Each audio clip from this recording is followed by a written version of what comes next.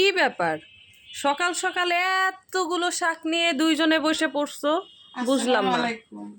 সবাই কেমন আছেন? আশা করি ভালো আছেন। আলহামদুলিল্লাহ আমরাও ভালো আছি।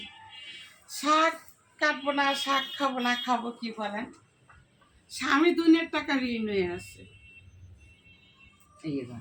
ঠিক আছে? আমরা অনেক টাকা ঋণ হয়ে আছি, এই টেনশনে ঘুম হয় না আমাদের। আর আমরা ওরকম আর্থিক অবস্থা ওরকম আর বড় না। রাশিদা টাকা দিছি 30 টাকা বাজার করতে নিয়ে। রাশিদা কি আনবে? রাশিদার তো কোনো দোষ নেই। রাশিদা 30 টাকার ভিতরে কোনো মাছ পাইনি, কিছু না। 30 টাকা শাক নিয়ে আসছে। 30 টাকা নিয়েছে রাশিদা? 20 টাকা নিছে। 20 টাকা নিয়েছে শাক, আর 10 টাকা যাক, 10 টাকা মাছায় আনছে। 10 টাকার কাঁচামরিচ আনলে মিনিমাম 10 টাকা বাসায় লই আইছি, কিছু আনি না। ওই তো 10 টাকার কাঁচামরিচ আনলে আমরা একটু চলতে পারবো। এখন যে যেরকম সেরকম চলতে, এই যে আমি তো রোজা রাখি, একটা রুটি খাইয়া একটু চিড়া খাইয়া, কারণ আমাদের তো আর ওরকম সামর্থ্য নাই যে 20টা আইটেমের কইরা আমরা ইফতারি করবো, সেহারি খাবো। কারণ আল্লাহ যেমন রাখছে, তারপরেও বলি আলহামদুলিল্লাহ। আল্লাহ তাহলে আজকে এই শাক দিয়ে কি ইফতার করবা নাকি? হ্যাঁ, শাক দিয়ে ইফতারি করবো।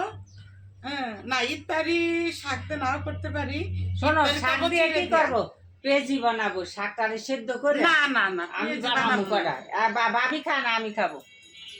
ভাবি খায়। আচ্ছা, তুমি কিছু শাক ভাজি কইরো, আন্টি কিছু শাকের পেঁয়াজ বানাইবো। পেঁয়াজি বানাবো। যাক, যখন রাশিদার খাইতে মন চাইছে, আর না তো করতে পারি না এভাবে। বিহারি শাক না, রোজার ভিতর রোজা আজকে কয়টা গেল?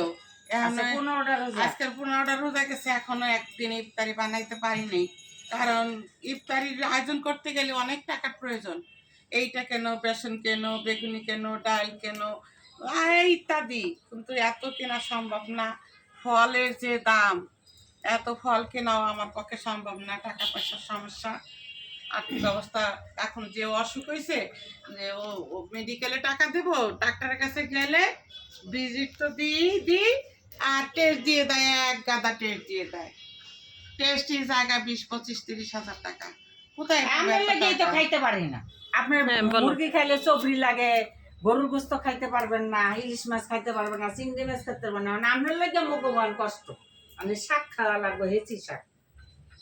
আমাদের তো আলু খাওয়া নিষুদ, কোনোটাই খাওয়া যায় না। হেরালে তরকারি খাওয়া যায় না। আমাদের তো আর্থিক অবস্থা খারাপ। এখন আমার আর্থিক অবস্থা তো আমাকে খারাপ হয়ে গেছে। এখন আমরা কি করবো? আর্থিক অবস্থা খারাপ হইলেও কি হের লেগে মানে না খাইয়া থাকবো? না খেয়ে থাকলেও আলহামদুলিল্লাহ, যদি পানি খাই তারপরও আলহামদুলিল্লাহ।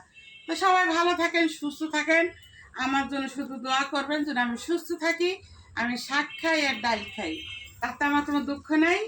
তারপরেও বলবো আলহামদুলিল্লাহ ভালো আছি, ভালো, আল্লাহ ভালো খাওয়াইতেছে। শাকও তো অনেকে পাইতেছে না খাইতে লিগা। কি বলো রাশিদা? শাক টিকি টাটকা বাড়া খেতের থেকে টানছে, আর আমিও যাইয়া নিয়ে আইছি, এই কারণে দেখে লই আইছি। তো সবাই ভালো থাকেন, সুস্থ থাকেন। আল্লাহ হাফেজ।